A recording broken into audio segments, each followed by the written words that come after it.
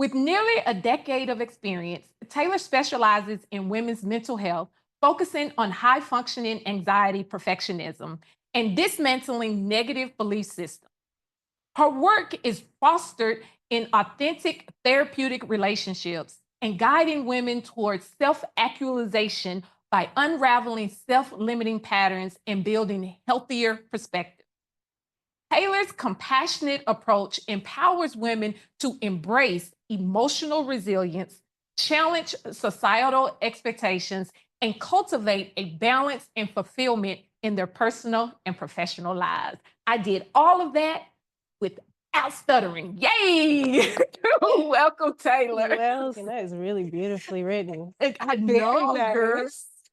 How are you this evening, my darling? I'm so grateful. I'm grateful to be here. I've missed you. I've missed being on the set with you. I'm so excited. I know this is actually you are the most recurring guest on our show.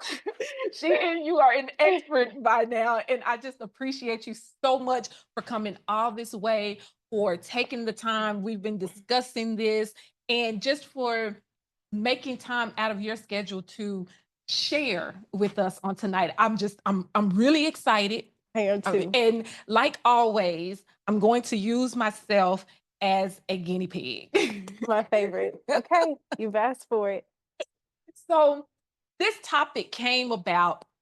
I was journaling a few months ago, Mhm. and I was telling myself, I was trying to convince myself of the reason why I had not taken action. And I was like, I remember so clearly, I was like, to do more work, or I need to learn something else before I take action. And the Spirit of God immediately convicted me. And He said, you already know. All you're doing is lying to yourself so that you don't have to move in what you know. And that just started a complete, my mind started thinking, and it just started me looking at my life. And over the last few months, I've just really been, I'll go to do something, and then I'll tell myself this lie, and I always say, oh, that's a lie. So and it's what I use as an excuse. Right. And I was thinking that if I do this, then surely I'm not the only person. Other people may do this same thing. So, in your opinion, based upon what we've been talking about and just listening to me, what do you consider, or how can you describe the quote unquote convenient lies that we tell to ourselves? I think all of us battle with what we know and what we're willing to do, right? And that discrepancy between feeling ready and taking the next step and then maybe kind of going inward and going, wait, I'm not ready. Mhm. Right. So I don't know. It's interesting. Convenient lies, I think it can be an excuse, but a lot of that is just fear-driven thinking. Mhm. I don't, when we use the word lie, I think a lot of times we correlate something negative and very like calculated, right? Sometimes it's very unconscious behaviors and thinking patterns that have you going, wait, no, I'm not ready. Right? You don't have any proof, any evidence. So Mm. yes, it's a lie, but it's more so what we would use is the word distortion, right? You're being deceptive to yourself because you really Mm. haven't given yourself the chance to know the truth or even live in the truth. Oh, that's a very good point. Very good. Mhm. And I like the distortion. So how do you and we can use that instead of lies, because I kind of like that better than although I'm gonna be honest with myself that just being honest with myself. Right. I do. I just be lying to myself. I be fibbing. Like when Yeah. I sit here and And say, you I'm have to be honest with yourself too. I mean, we all it's know when we're just feeding ourselves it's false a good narratives. Yeah. story. It's a good story that I feed myself honestly to when I want to indulge in some Mhm. food that I do. I'll be like, you know what? I'm gonna eat one or two, and that's gonna be it. And I know I got this. I already know that you already Mhm. know, Shantae, what you're going to do. But it's convenient for you to tell yourself this so Mhm. that you can do what it is that you Yeah. really want to do.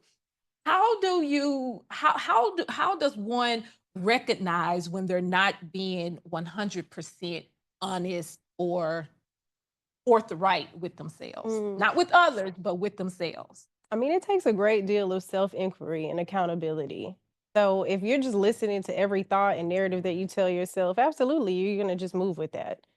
How do you know? I mean, you have to be willing to challenge the things that you think and say to yourself. Hmm.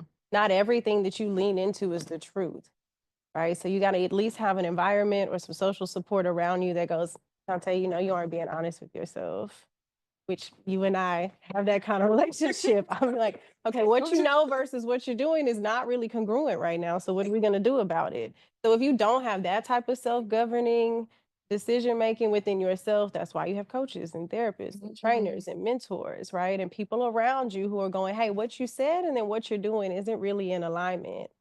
And so there's this concept, cognitive dissonance, where Okay. it's this idea that like what you know and what you value and believe is here, but the way that you behave and think is here. Now you've got this discrepancy again between what you know and Uh-huh. what you're doing. And it's our way of just kind of leaning into what's comfortable. If the sweet tooth is what's comfortable or the lack of discipline is what's comfortable, then you have psychologically put yourself in this false narrative to create comfort. So remember, the brain is always hardwired to prioritize safety and comfort before truth. Oh, okay. So how do you go, and I may be jumping all the way ahead, but how do I how does one go about one breaking down if I'm in the safety zone versus the truth zone? And two, how do I shift myself out of the safety zone and into the truth zone? Especially when you're so used to this type of behavior, Hmm. and especially when you start looking at your life. So I heard somebody say not too long ago that lies go nowhere. Lies are taking you nowhere and you're not going anywhere. Yeah. You start moving in your life when you start living truth, even when you truthfully realize that that's a lie, then you can go somewhere. Yeah. So how do you make that transition? How do you make that move? I think you have to be willing to ask yourself some really hard questions. And so a lot of times if you don't have the self-awareness to recognize you aren't being honest with yourself, someone else is probably going to have to do the challenging for you. So you need to know where the false narrative originates. Is it an internal or external messaging that you're working with? Right. And sometimes a good question to ask yourself is this decision or is this thought in survival or in truth? Ooh, okay. So tell me, what do you mean when you say in survival? I'm okay. It's fine. Everyone's bad. I don't need anything. Just keep moving. Knowing that your body has communicated that you have you have met a limit, right? Knowing that cognitively you are really clouded right now, knowing that physically you aren't your best. So I mean, just ignoring the signs, right? Not taking the inventory. We talk about that all the time. If Yeah. you have not checked your inventory to see where you're low and where you're stocked, you will continue to just move out of survival. Remember, if the brain is trying to prioritize safety, it's not thinking about reason or logic. It is just thinking, push through, survive, navigate whatever this is. Hmm. Whew. Oh, you just said a whole lot. And I don't want to lose anybody, and I don't want to make the assumption that people know exactly all of what we're talking about. Fair. So okay, let's back up a little bit, Okay. because there was one of the questions that I was going to ask you, if you believe that are these stories we tell ourselves, if they are external, if they originate externally or internally. And I Hmm. guess it's probably just a matter of which story you're telling yourself. I don't know. Absolutely. I mean, I think typically both, you know, none, we're not that simple. So let's start there. And we're never just one thing, Hmm. and there's never just one origin. Whether it's your environment, generational patterns that come before you, parenting, your upbringing, who you choose to be in relationships with, Hmm. lived experiences, all of that's going to shape the narratives and the lies or deceptions that you live in, right?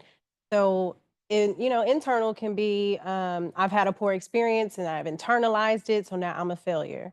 Mm. External could be a critical parent telling you that's not good enough, Yeah. right? So I think it's a mixture of both typically. one of the things that as I've been meditating on this and even just working through this in my own life, one of the things that God told me, he was like, you formed allegiance to these stories or these distortions or Mm. these half truths that you are telling yourself, and they get to grow and they get to continue on because you have allegiance to them. You have put all of your you've put all of your energy into believing, as you just said, the negative from when you were growing up, or you failed one time and then you begin to tell yourself that you're a failure. So you have allegiance to that story. Mhm. How does a person one, and I always ask this, how does a person one go about identifying I've I've I've I've I've become I've become connected and I've become aligned with this story and I need to break it. Yeah. I need to break that allegiance because I believe if you and I believe this in absolutely everything. If once you break the allegiance to whatever thing, person, place, or thing that you are constantly putting your energy in, it takes the power away. But breaking those allegiance is hard. Yeah, of course it is. It's We hard. are all on the ongoing assignment of unlearning these beliefs, right? So in our world, there are negative core belief systems. I kind of think about it like an umbrella, right? And it affects the way you think, feel, and behave. So, like in therapy, oftentimes we take an inventory of people's belief systems and then we take a look at, okay, how's it affecting the way you think, feel, behave, and what's the outcome? And are you happy with the outcome? Okay. So, think about it as a lens, right? When you're like, okay, I'm in allegiance with this belief. Of course you are. It's embedded and engraved in you.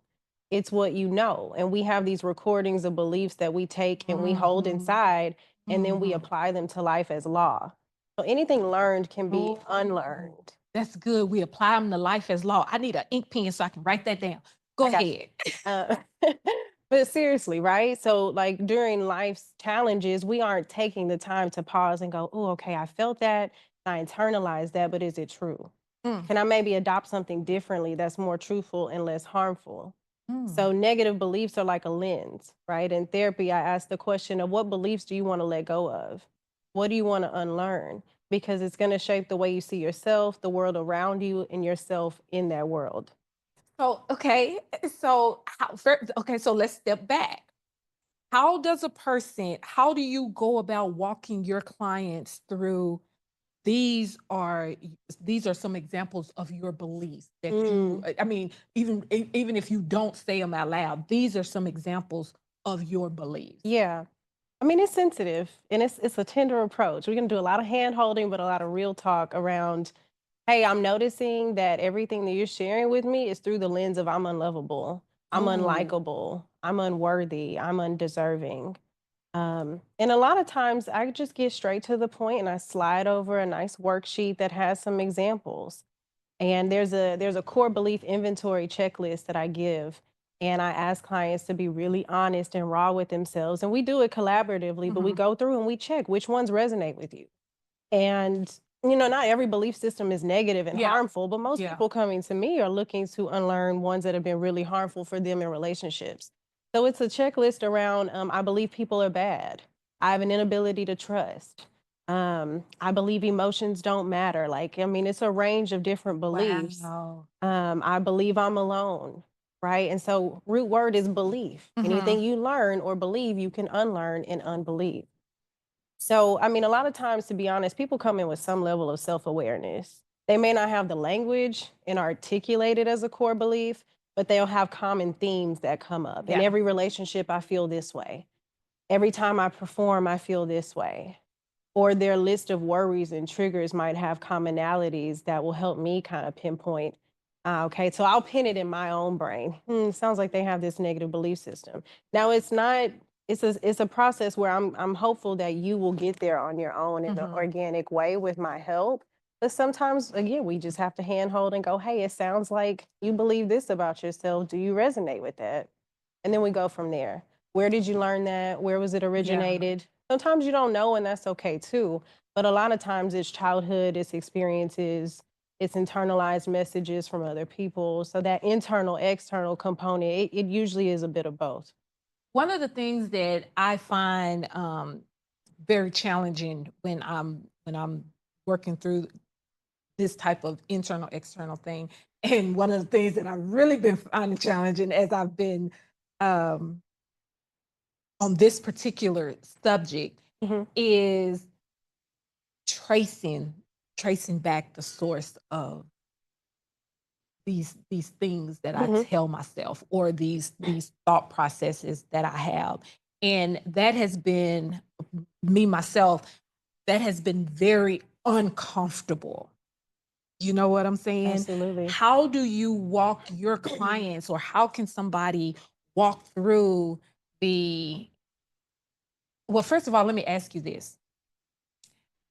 The stories that we tell ourselves, do you think that, or the distortions that we like to let's talk about on the level of somebody who's has some level of awareness. Mhm. Do you think that that is equivalent to burying our heads in the sand? Mm. When I think bury under the sand, I think I'm taking a conscious effort to hide. So to some level, maybe. I Um, in the beginning, I think it's typically very conscientious. You I'm mean going when you say in the beginning, you to mean like avoiding the thing? right. And so if you're self-aware and you recognize that you're hiding from some type of truth or reality related to your life, yeah, I mean, but again, it's the brain unconsciously trying to protect you. Remember, safety over truth. Your body, remember, if your nervous system is disrupted by some type of traumatic event or poor experience, it's not thinking about truth telling and honesty. It's not thinking about confronting that. It's thinking about keeping you safe. So if you're dysregulated, for whatever reason, if the truth or the reality is creating that much discomfort or rejection or whatever it is, the body's immediate response is to go into a stress response. Mm. Well, I was going to ask you, like, what are some of the impacts on our life that, can you name some of the impacts on our life that living like this and doing this to ourselves? Tell you I one mean, for to some myself. degree, it is very self-sabotaging, especially if you're working with awareness. We have very real Oh. conversation about, okay, well, what are you going to do about it? Are you willing to break allegiance with these things, or are we just going to recognize the discrepancy? Well, first we're gonna start But out. First, we're just gonna start off just recognizing it. We're just gonna take that step. No, I'm just okay, joking. so I'm there's a just level of joking. accountability there, right? But okay, circling back to how does it affect our daily lives? I mean, you're going to see it in an emotional, physical, I'd say behavioral. It takes a toll on you in every component, right? If you are having internal conflicts with what you think and what you're willing to confront, and you're feeding yourself a false narrative, remember, we go back to the lens. You're going to Yeah, see everything through that lens. So mhm. if I've lived this narrative, this false narrative that I can't make mistakes, or I've got to do X, Y, and Z to please you, to keep you, if that's my belief system, right? The way that I'm in relation with people, my environment, my physical health, it's all going to take a toll. The body keeps score of the lies and That's the a whole. deception. That's a whole book. It You is. know that. We love that book. Yeah, Read that book. Kind of heavy on the jargon, it but still. is. But But really though, right? So the body, fatigue, stress, strain, chronic illness, right? The mhm. body is keeping score of that. So even if you have cognitively convinced yourself of this false narrative, the body knows better. It has experienced the truth with you. So now you've got this physical discrepancy going on, right? Emotionally, you are concerned about your judgment and your decision making because you haven't been willing to confront the truth about things. So it creates a lot of discomfort. But you really, you really. And I think that it's. I think that it goes through a cycle. Please share. you know, you know how I Tell like me to come. more. You know Mhm. how I like to come up with some. I think that it goes through a cycle because you start out really believing, thinking that, okay, this ain't no lie. I really can't do Any that. evidence yet that tells me I can't do this? Okay, I agree. And you say that because everything is a new thing. You have not done that yet. Yeah. Is that why you say that you don't have evidence that you can't do it? Yeah. Because it's new, you haven't Yeah. done this is a new experience, not the same. And our trainer tells me that all the time. This is a whole new experience. So this experience has to stand on its own, and you can't bring the stories from all of that Right. into this right here. Yeah. Is that what you're talking about Yeah. when If you I say? give you a book and you assume how it's written, you aren't going to take the time to read it. Well, yeah, that's You true. aren't going to flip the page. Right. So I think a lot of times, again, we apply these false beliefs as law, and we haven't even given ourselves a chance to rewrite the narrative, rewrite the truth. Mm. I'm just- So, what are some ways that, because pivoting is, and we talk about pivoting all the time. What are some ways that people that's currently in this type of cycle and they've been living these beliefs? What are some ways? What are some things that they can do to help them pivot at that vital moment of, all right, Mm. now the truth has hit. Right. Like in that immediate moment. Yeah. That's tough. I'm just gonna be honest. It's a tall order, right? But it can be done. But I think it takes a lot of repetition. You're gonna probably do it poorly before you can do it well. So in the moment, you have to be willing to go, Shantae, let's pause. Okay, what am I thinking? What am I believing? Let me write it down. Let me challenge myself. Is there any evidence? Or am I just operating out of survival or fear or doubt? Perfectionism. So let's break those down a little bit. How does a person know when they, or let's start with fear. How does a person know when they are operating out of fear? What are some signs, some things that they can look for or look at their life and point, Mm, I'm operating out mhm. of fear right now. A lack of discomfort, I think, is a big one. If you find that you make the same decisions all the time, especially if you don't like the outcome, but you keep making the same decisions, 9 times out of 10, there's some fear based thinking going on there. Like, fear has everything to do with or I think the uncertainty of it all, like a lot of the decisions we make with fear are either again from poor outcomes in the past. So we're generalizing. If you find yourself comparing a lot and going backwards before you can Mhm. go forward, I think a lot of times you need to be like, what am I protecting myself from is a great question to kind of Oh. prompt you to identify if it's a fear based decision or behavior. And a lot of times just ask yourself, am I scared right now?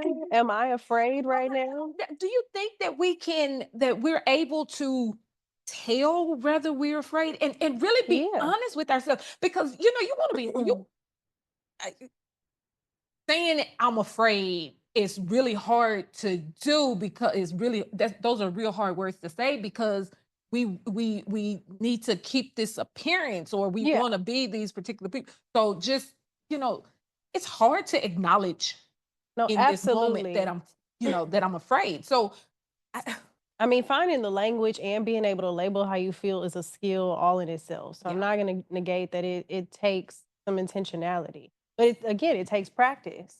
When's the last time you used feeling words when people said, "How are you?" instead of telling them what you were doing? I'm good. I went to work. I just finished cleaning up instead of today I'm feeling somber. Today I'm kind of confused. I'm unsettled. Like we aren't in the Mm, practice of using feeling mhm. words. So I think being able to practice articulating what you feel and using your body for information, right? Like feelings are supposed to be pieces of information. So to your point, how do I acknowledge I'm afraid? Like, what does your body feel like right now? When's the last time you took a scan of yourself to see, am I tense? Is my heart rate going up while I'm thinking about this decision or this next, step? Oh, that's you know what those and I guess I just really I personally, I'm certain everybody else does. I don't stop to think about that enough. I do my breathing, but on particular decisions, because a lot of decisions we're making so fast and on the Sure. fly and based Yeah. upon that's a really good indicator for determining if you're moving out of fear. That's really good. And if there's a lot of stagnation, procrastination, and you find yourself delaying something that you know that you're really passionate about or that you know is really necessary, again, what am I protecting myself from, if at all? Am I operating out of survival? Yeah, but okay, see It's not natural that language. I'm not that saying. especially when you how do you differentiate procrastinating and needing more information? Because Mhm. I think people struggle with that. Again, let's use Shantae. I'm gonna use me. I ain't gonna even use anybody else. There are some times when I do Yeah. not immediately make a decision, or I do not immediately act because I need more information. And Yeah. then there are other times when I'm just straight up procrastinating. Yes. I've Or seen all of it in real time. Okay, but you also have a lot of perfectionistic behavior that's still rooted in fear of disappointment and failure and letting yourself down. man, don't look, go go internalize somebody else. You Don't stop. you said I take that back. I take that back. okay, for those of us, okay, because we come from the same tribe, for those of us that I think experience a lot of perfectionistic tendencies and behaviors, that's a valid question. And I'm not going to say that the line is the same for everybody. You have to do your own reflective process. But I would say, like, being prepared versus being ready is a good starting point. Have I used all my Mm, tools? Have I used all my resources? Have I really carved out the time to soothe myself and prepare myself, whatever that looks like? okay. And then I can make the decision or pivot or whatever it is. Readiness is something that, you aren't guaranteed readiness before it's time to do something. For example, getting ready for today's show, right? You can prepare, but that doesn't necessarily guarantee a feeling or sense of readiness. So for the average person, I can only speak for our tribe members, the perfectionistic people. How do you know if you need more information? Okay, like take a look. Have I used all my tools, all my resources? Have I done the work? Then you just have to trust yourself. Like it's a practice of really trusting your judgment. Yeah. And then trust your skill set that if you don't have all the information, you've never let yourself drown. You're going to always pivot. You are a problem solver. You are sharp. You are skilled.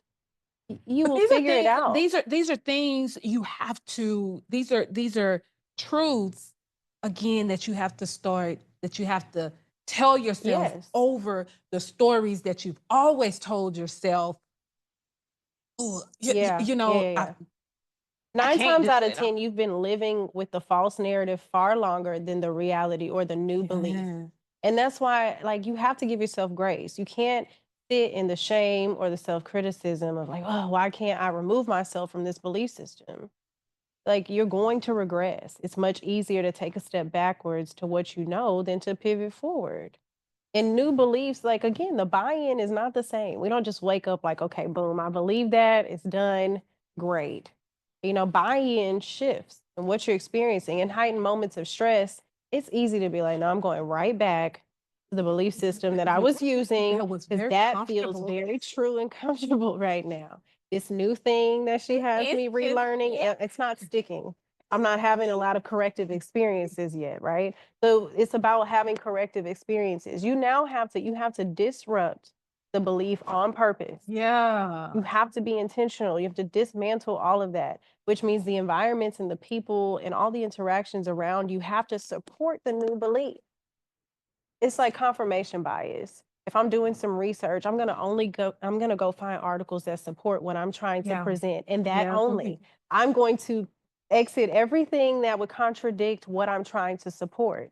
It's the same way we live our lives seeking out people and relationships and That's environments that support support. what we Yeah. believe. Oh. So if you're trying to relearn and correct and now give yourself permission to live in a new truth, that means that everything around me has to be orchestrated to be in alignment with that. Okay, that's all really, really, really good. That's really good. And I want to get back to the question that we were going through, walking down the list as far as identifying doubt and stuff. But I wanna ask this.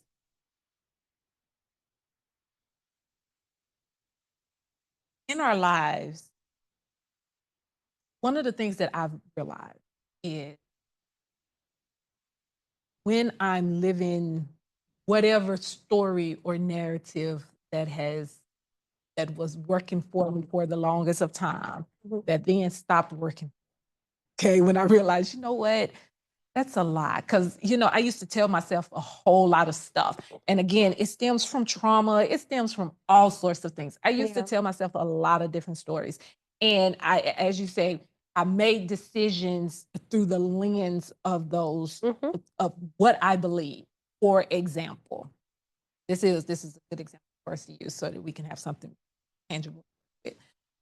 I used to tell myself that I have to stay in this exact space. I can't move because I'm the only person who is strong enough or able enough to Mhm. handle and is solid for all the people around me. And so I have to stay grounded and right here. And all of the people around me are just doing all sorts of whatever. Life taught me t- to tell myself that story, to believe that story, make decisions based Mhm. upon that story, which was not true. I don't know where I started. Well, I can trace back to where I started believing it. But then I had to, like, God literally came in and shattered that lie, shattered that truth, and made me begin to see the real truth. Mhm. But it was, and so when I started moving based upon that, it wasn't comfortable. A lot of people around me were comfortable with the lie that I was living Yeah. as opposed to the truth that I started living. So what do you say? How do you help people because when you start living when you break the allegiance, when you shatter the glass, when you stop living these lies that benefit everybody else because they don't benefit you. They do not. I mean, the truth is they don't benefit you. They don't take you where you want to go. You're not seeing the real growth that you really and truly desire. People get uncomfortable. I mean, it becomes very uncomfortable in your environment. People that you love. I ain't talking about people that are just, yeah. I'm talking about people that you love. It Yeah, becomes very hard and it makes changing, it makes living these new truths very complicated, for which sure. will automatically send you back the other way and just say, I'm gonna sit here in it because Yeah. it's just too disruptive. Mhm. So how do you navigate somebody through that? How does a person navigate through that and work through Mhm. that? I didn't say a whole lot, but No, I hear how do you they though. work through that? You know, I mean, this takes me back to a morning where I was in shambles and I had just done exactly what you're talking about, right? In my own life, I was recreating new narratives and it was all fine as long as it was allowing other people to be really comfortable, you know.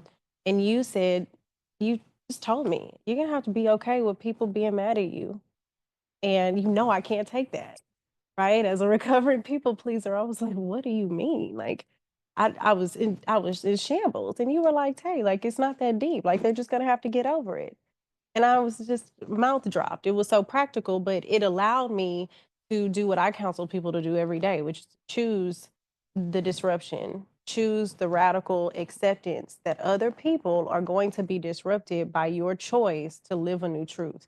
You dismantled your Oh, that is role. beautiful. We're gonna have to do a whole play on that. Okay, Go we can ahead. do that. Your Beautiful. role that was attached to the belief. I have to, I must, I should. If I don't, blank will Mhm. happen. So again, that's a whole umbrella of belief systems that I have to be blank in order for everyone to be okay. I have to be strong, I have to be reliable, I have to be the nucleus for everybody. That's a survival behavior. That's a survival belief. I have to because if I don't, my family and these people and those people, you were anchoring so many different things. You said, "I've been there, and this isn't gonna work out too well." And I could not get comfortable with that dismantling discomfort that I was creating for all these people, right? You just have to decide it's not serving me well. If emotionally and physically and cognitively and behaviorally you aren't doing well, what are you trying like, at that point, like, you're soothing everyone else but yourself. Mhm. So, long story short, you have to just accept the discomfort. You have to accept the collateral damage. People that see you unlearning cycles of behaviors or false narratives that aren't serving you well are going to have to be uncomfortable and then they're going to have to get in alignment with a new belief. Yes. When people learned Shantae doesn't play about her nutrition, she's in the gym, she doesn't play about work, she's focused, she doesn't talk after 7, she's praying, she's in her word. When you started adopting all of those new habits because your belief was, I can't be everything for everybody anymore, Mhm. when you leaned into that truth, other people had to either hop on and adjust and get in alignment with you Yeah. and learn now your new parameters and boundaries, or they exit stage left. And that's hard for people to, and you have to learn to I had to really learn to be okay with that. Yeah. But and I'm sitting here trying to think, how did I learn to be okay with that? How did you learn to be okay with people exiting stage left out of your life? I I just saw found us that in out. real time. Like, I saw us in real time accept the grief. I saw us in real time acknowledge we were hurting. We felt guilt. Yeah. We felt like bad people. We were Yeah. internalizing it, and it forced us to kind of all come together. We created a new community. Yeah. We were all like-minded enough and going through the same transitions to where it was, okay, you don't have the torch today, I'll take the torch. Y'all, we're doing the right thing for ourselves. We're being the main character of our lives. We're unlearning these narratives that we have to be strong and we have to be okay and we have to be in charge and we have to be dependable. And when I couldn't take the torch, someone else did. We literally we carved out a new tribe. So that's one of the things that you suggest that people do, because you're right, we really did. We And I tried with those Yeah, it in is. ways. And we've remained cohesive for that reason. Because there's no one shaming you and guilting you and challenging you for unlearning this hyper independence and this allowance for people to be so dependent on you.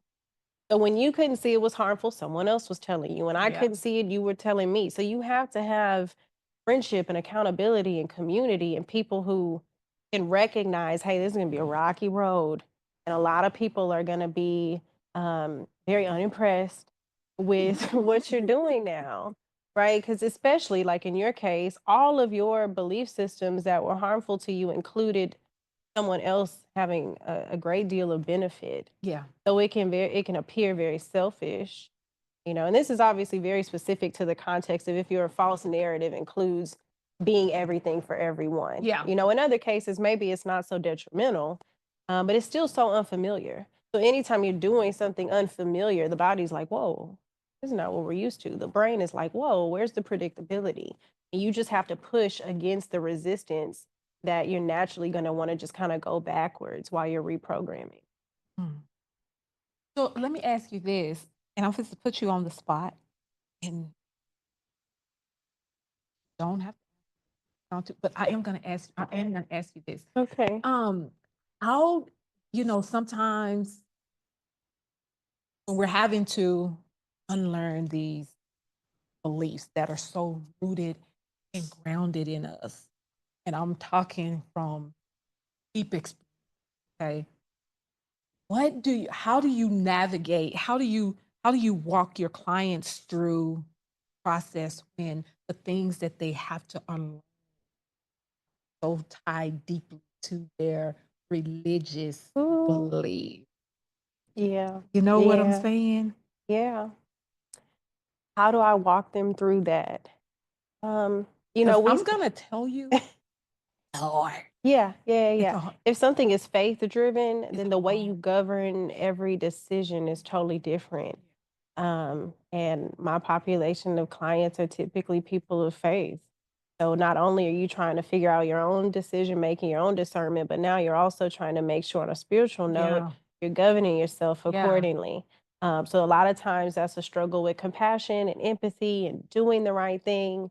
And regardless of the religious background, my goal is for a person not to try and moralize everything that they're doing.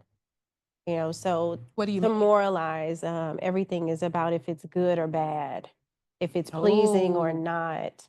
Um, would my religion belief be congruent with this belief? And if not, what does that mean for me? What does that mean on a soul and a spiritual note?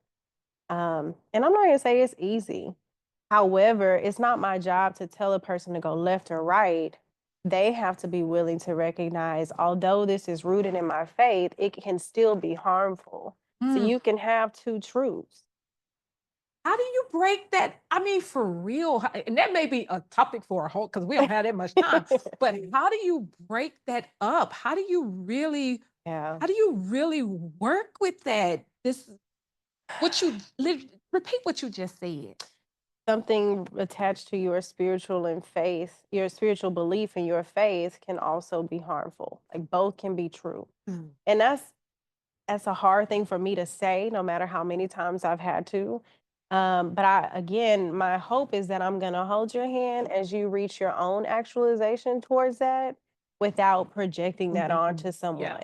Because what you might perceive as harmful and what I'm seeing objectively, you might not be there yet. Mhm. So it's not my job to say, oh, I feel like some of your religious background and your faith based beliefs are harmful. It's my job to continue to help you navigate every belief and to put them in categories. And when we get to spirituality and faith, that's the time for the person to do the self inquiry of how do I feel when I'm attached to this belief?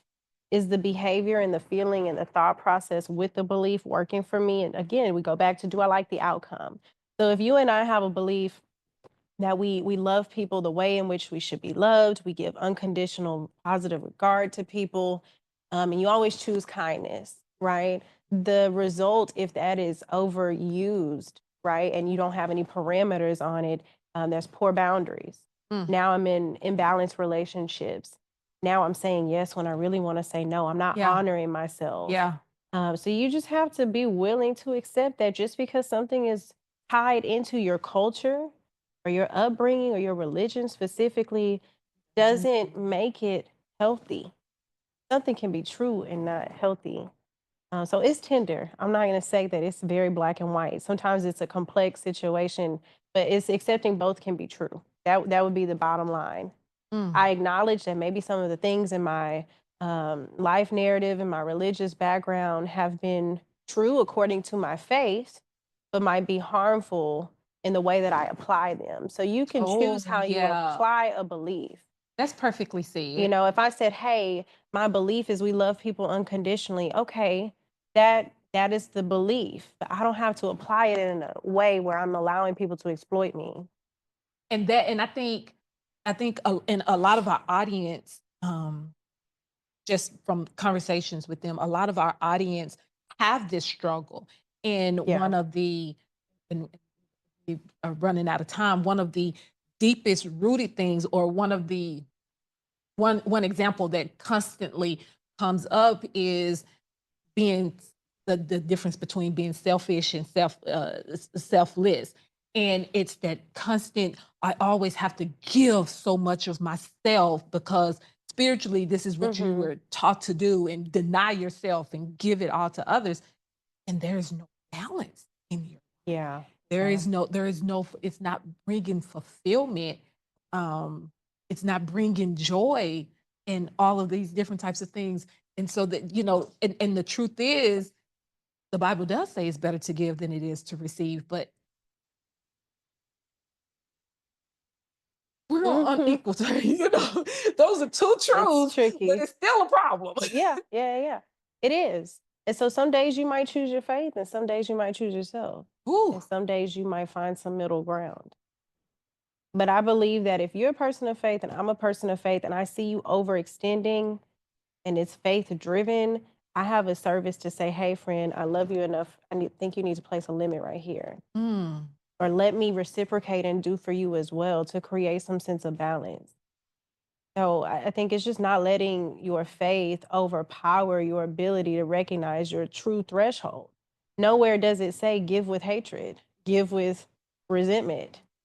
So if you are finding yourself having that type of disruption in yourself when it's time to give, it's probably not driven from faith anyway. It's obligation at that point. And it's hard to, as we wrap up, just finishing up on this topic, it's Hmm. hard to, or the healing from that and the growth from that starts, or at least it did with me, started with acknowledging. And it was hard to acknowledge that I'm serving in this capacity, or I'm here and I'm loving in this capacity. And that's a truth that I had Exactly. to stop lying and tell the truth so that I could then heal and move forward. Hmm. And you had to, again, the process of giving yourself permission to live in the truth. Mm. Many of us know the truth. We know what we need to do to honor ourselves. We know what we need to do to settle in reality. And, it's just back to your question, why do we cling? Because that's safe and that's comfortable and that's what we know and that's what we've been taught. These things are learned and conditioned responses. But this year, this is our time to break them, Yeah. to break every last one of them. That concludes, I know we've been talking, and I was intending to ask a whole bunch of questions of our audience and everything else, but we just been going. Taylor, I want to thank you so much for joining me on tonight and taking the time and just so eloquently, just just helping me to get them, helping me. Thank you. I appreciate you so much. Real quick, can you tell our audience how they can connect with you? Yeah, sure thing. Taylor'd Mind Therapeutics on Instagram, TikTok, Facebook, Threads, email info@tayloredmind.com, and any platform of Shantae's as well. What do you have going on right now? Someplace they can see you or hear you? I know you've been speaking all over the place. Um, ye- What's coming up for you? yeah, I mean, I can share links. There are conferences and workshops and wellness programs happening. All right, and when we do the replay here, put it up on our YouTube and on our Yeah. website. I'll make sure that we drop the links for all the places where you can connect with the infamous Taylor Davis.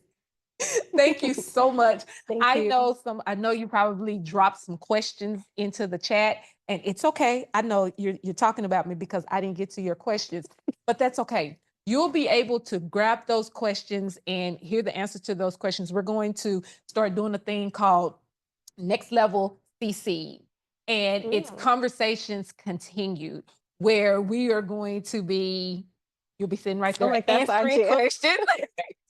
Answering the questions that Yeah. that we didn't reach. So have no fear. Have no fear. Your the answers to your questions is coming near.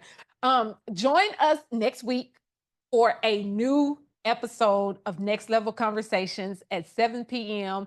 on the Win Win Women TV network. You can also tune in live on our YouTube and Facebook page, and we are also broadcasting on Twitch. So there are multiple ways to watch and connect. And make sure that you are following us on Facebook, TikTok, and Instagram. And if you have not done so, go over to our YouTube and subscribe to our channel, where again, you can catch all the replays.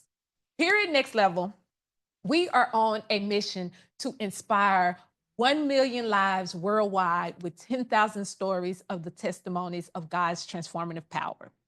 Do you or someone you know have a powerful story of transformation that needs to be shared with the world and would be interested in being a guest on Next Level Conversation? If so, visit our website at www.nextlevelconversations.com and submit an application. We look forward to connecting with you and sharing your story. Until next week, go be great.